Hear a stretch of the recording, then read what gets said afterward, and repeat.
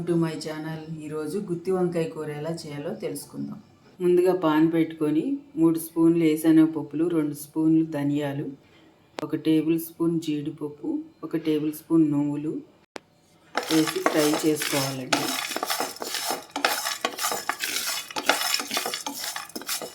అలాగే ఒక చిన్న దాల్చిన చెక్క, 4 లవంగాయలు వేసి ఇలా ఫ్రై చేసుకోవాలండి. ఇలా ఫ్రై అయిన తర్వాత మిక్సీ జార్లో ట్రాన్స్ఫర్ చేసుకోండి. అలాగే 2 యాలక్కాయలు వేయండి, ఫ్లేవర్ చాలా బాగుంటుంది.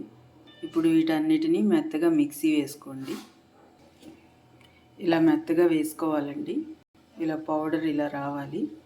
ఇప్పుడు దీనిలోనే 1 ఇంచు అల్లము, 10 రెబ్బలు ఎల్లుల్లిపాయలు వేయాలి. అలాగే 2 ఉల్లిపాయలు వేయాలి ఇలా కట్ చేసుకొని. అలాగే 4 పచ్చిమిరకాయలు, అలాగే టేస్ట్కి తగ్గట్టు సాల్ట్, అలాగే కారం. మీకు స్పైసీనెస్ ఎక్కువ కావాలంటే కారం ఇంకొంచెం యాడ్ చేసుకోండి, నార్మల్గా అయితే ఇలా యాడ్ చేసుకోండి. ఇప్పుడు దీన్ని మళ్ళీ మిక్సీ పెట్టుకోండి, పేస్ట్ లాగా. ఇలా మెత్తగా పేస్ట్ చేసుకోవాలండి. ఇలా ఈ కన్సిస్టెన్సీలో ఉండాలి పేస్టు. ఇప్పుడు వంకాయల్ని తీసుకోవాలండి. వంకాయలని ఇదిగో ఇలా కట్ చేసుకోవాలి. నేను ఆ పేస్ట్కి 1/2 కిలో వంకాయలు తీసుకుంటున్నాను.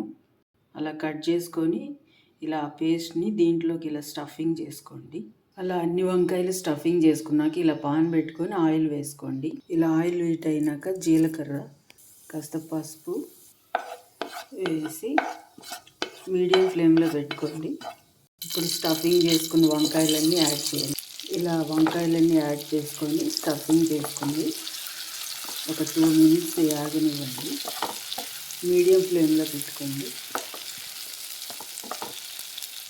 ఇలా అన్నీ వేగిన తర్వాత ఇప్పుడు మిగిలిన పేస్ట్ ఉంది కదండి, ఆ పేస్ట్ని కూడా దీంట్లోకి యాడ్ చేయండి. ఇలా అన్నీ వేగాలి. ఇప్పుడు స్టఫింగ్ చేసుకున్నాక మిగిలిన ఈ పేస్ట్ని దీంట్లోకి ఇలా యాడ్ చేసేయండి. ఇలా యాడ్ చేసుకొని బాగా మిక్స్ చేసుకోండి. ఇలా కలుపుకోండి. ఇలా కలుపుకొని అదే జార్లో కాస్త వాటర్ యాడ్ చేసి ఇలా తొలిపి ఇలా పోసింది. ఇలా యాడ్ చేసినాక ఇలా బాగా మిక్స్ చేసుకోండి. ఇప్పుడు దీంట్లోకి చిన్న సైజు నిమ్మకాయ సైజు అంత చింతపండు తీసుకొని ఇలా రసం తీసుకొని యాడ్ చేసుకోండి. ఇప్పుడు ఒకసారి టేస్ట్ చూసుకోండి. ఇదంతా బాగా కలుపుకొని టేస్ట్ చూడండి. సాల్ట్ సరిపోకపోతే మళ్ళీ సాల్ట్ కాస్త యాడ్ చేయండి. అలాగే మీకు కారం సరిపోకపోతే కారం కూడా యాడ్ చేసుకోవచ్చు. నేనేం యాడ్ చేయట్లేదు, అన్నీ కరెక్ట్గా సరిపోయినాయి. ఇప్పుడు ఇలా బాగా కలిపేసుకొని మీడియం ఫ్లేమ్లో ఇలా మూత పెట్టి ఒక 10 మినిట్స్ ఉడకనివ్వాలండి. ఇలా 10 నిమిషాల తర్వాత ఇలా వస్తుందండి. ఆయిల్ అంతా బయటకు వచ్చి వంకాయలంతా ఇలా మెత్తగా మగ్గిపోవాలండి. ఒకవేళ మీకు వంకాయలు మగ్గలేదనిపిస్తే మళ్ళీ కాస్త వాటర్ యాడ్ చేసి అలాగే మీడియం ఫ్లేమ్లో మూత పెట్టి ఉడకనివ్వండి. కొన్ని రకాల వంకాయలు త్వరగా ఎగుతాయి, కొన్ని త్వరగా వేగవు. ఉడకకపోతే అలా చేయండి. ఇలా మెత్తగా అయిపోవాలండి. ఇలా మెత్తగా అయిపోవాలి వంకాయ అనేది. అంతే, గుత్తి వంకాయ కూర రెడీ.